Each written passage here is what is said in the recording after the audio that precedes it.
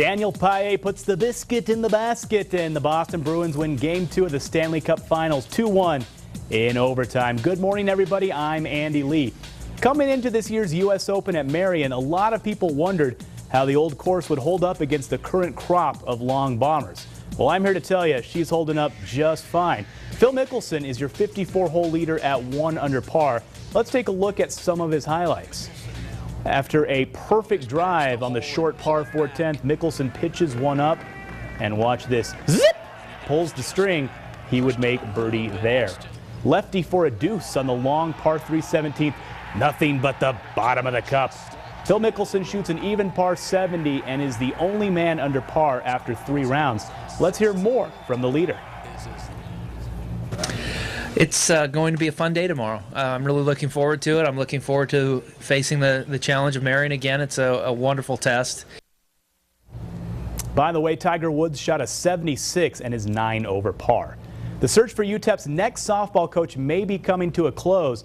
According to a source close to our own Asher Wildman, McNeese State head softball coach Mike Smith is one of 2 candidates in town this weekend interviewing for the vacant position. We'll let you know as that develops.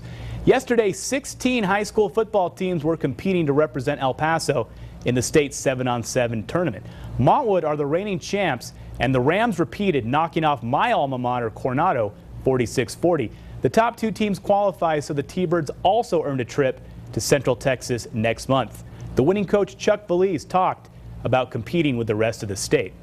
We've competed well. This is our 6th qualification going to 7-on-7 state. We've gotten to the championship bracket 5 times. Last year was the first time we actually won our pool and went undefeated. First El Paso team to win their pool.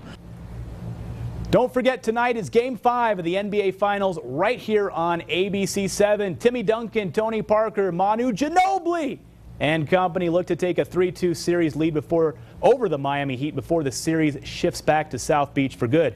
Coverage begins at 6 p.m. tonight only on ABC 7. Congratulations to El Paso and Sean Jordan. Last night at UFC 161 in Manitoba, the former Riverside Ranger and LSU Tiger football player scored a 59-second TKO over Pat Barry.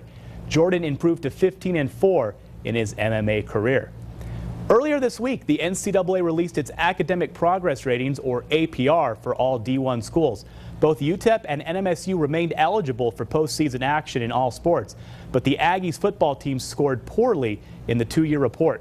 I asked NMSU head coach Doug Martin what needs to be done in the future. The biggest thing for us is to change the recruiting strategy, and that's what I talked about when I came in here, that we won't be recruiting junior colleges near as heavily as we have, and transfers. We're going to be really based in high school recruiting. That way you have these guys for 4 years and you can make sure that they're graduating and doing things the proper way. And finally for me this morning, a little soccer. The U.S. women were taking on South Korea in an international friendly in Foxborough, Massachusetts. Just over 2 minutes into the game, Sydney LaRue crosses it, and the pride of Boston College, Christy Mewis, is there for the gimme. 1-0 USA. Americans go on to win big. 4-1 is your final. There's a look at sports. Happy Father's Day, everyone.